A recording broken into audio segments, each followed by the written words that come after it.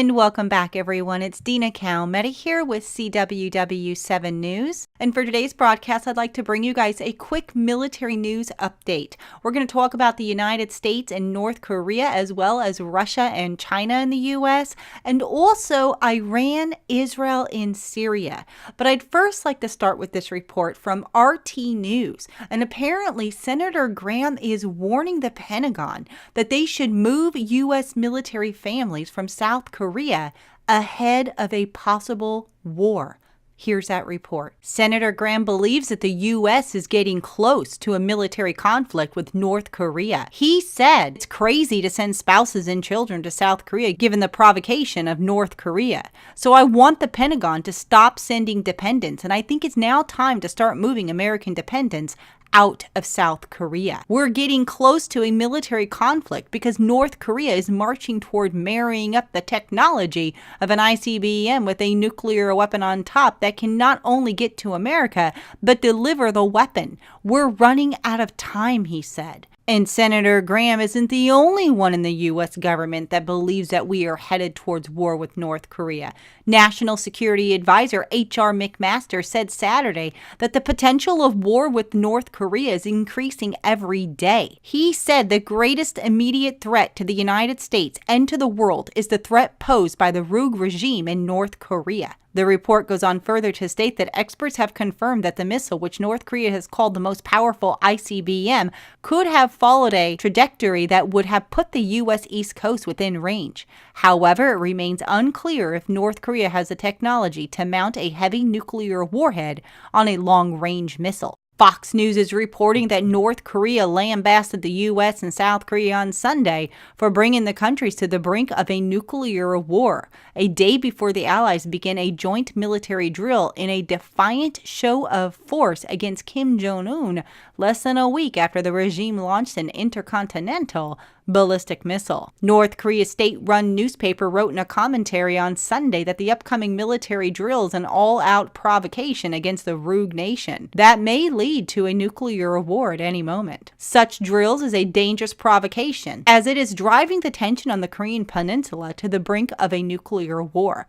The U.S. and the South Korean puppet forces are so foolish as to run amok with such stealth fighters. The commentary added that the stealth fighters, which the enemies boast so much of, will not escape the fate of a tiger moth. It goes on further to state that U.S. and South Korea are expected to begin a 5-day military drill called Vigilant Ace on Monday. About 12,000 U.S. troops will join South Korean forces, along with 230 aircraft will participate in the drill, according to Reuters. The drill, used to simulate wartime defenses, was scheduled before Wednesday's missile launch. A U.S. Air Force official also said F-22 stealth fighters and an F-5 aircraft will partake of the drills. And Newsweek is reporting that Russia is preparing for a North Korean war. And this is coming from the head of Moscow's Security Council. The chairman of Russia's Security Council stated that we find ourselves practically on the border with them.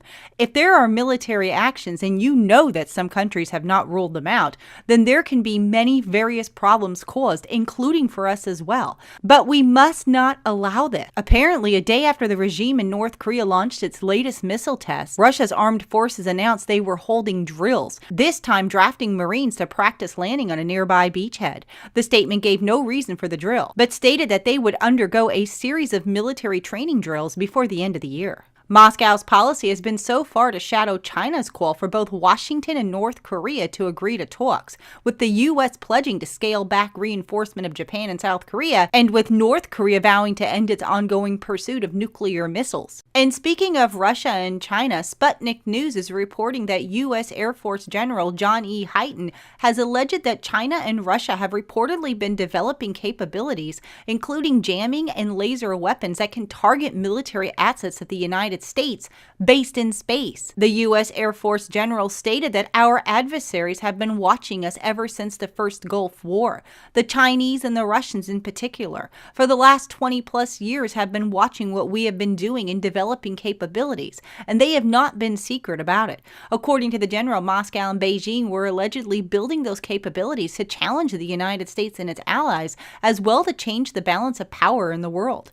Hyten acknowledged that there were currently no rules of engagement when it comes to military conflict in space, adding that international norms were needed. It goes on further to state that Russia has repeatedly warned against the militarization of space. The leaders of the BRICS countries, including China and Russia, have called on world states to carry out the peaceful exploration in outer space and in accordance with international law, stressing that outer space should remain free from any kind of weapons and use of force. And the Daily Star is reporting that Russian and Chinese killer robots are set to rule the world and dominate the United States. Carrie Bingen, Secretary of Defense for Intelligence, warned the two powers were making huge advances in their tech and were advancing on the U.S. The findings came from an earth-shattering report that claimed the U.S. has rapidly fallen behind its rivals and must now decide if it wants to lead the coming revolution or fall victim to it. Robert Work, a former deputy of SDI, said the Pentagon needed to pour billions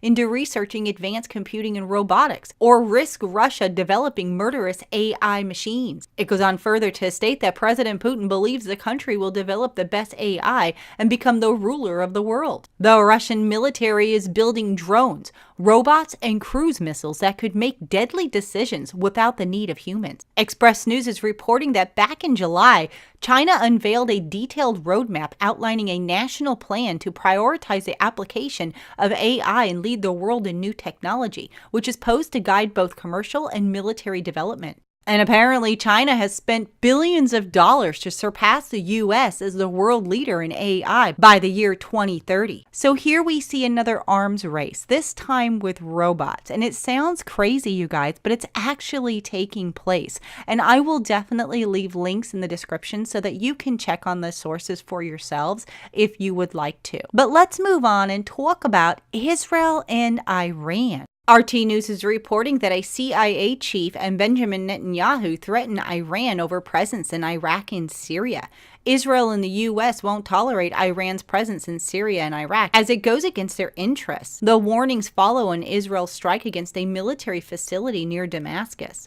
In a video message released hours after missiles struck targets near Damascus, Prime Minister Benjamin Netanyahu said the Iranian military presence in Syria poses a threat to Israel and would not be tolerated. He said, "Let me reiterate Israel's policy. We will not allow a regime hell-bent on the alienation of the Jewish state to acquire nuclear weapons. We will not allow that regime to entrench itself militarily in Syria as it seeks to do for the express purpose of eradicating our state." The missile strike, which occurred just after midnight on Saturday, is said to have destroyed a Syrian weapons depot, although some reports claim the attack targeted an Iranian military facility allegedly being built in the area. It goes on further to state that Netanyahu's warning to Tehran coincides with a similar statement made by CIA Director Mike Pompeo about the Iranian military presence in Iraq. He said Saturday that he sent a letter to the leader of Iran's Islamic Revolutionary Guard Corps and its elite force warning Tehran not to interfere with American interests in Iraq. However, the letter was left unopened. And it goes on finally to state that Russia has downplayed accusations that Iran's part in the anti-terror operations is a cover for sinister intentions. The Russian foreign minister stated, "We do not have any information that someone is preparing an attack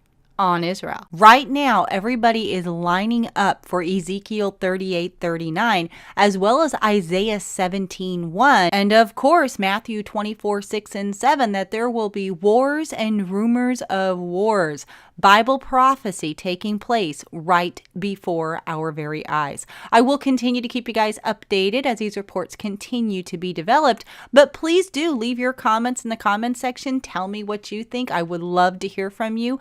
Also, please do come and visit us on Facebook, where we have these stories and many more, as well as our website at www.cww7news.org. All right, you guys, I will see you in my next video. God bless.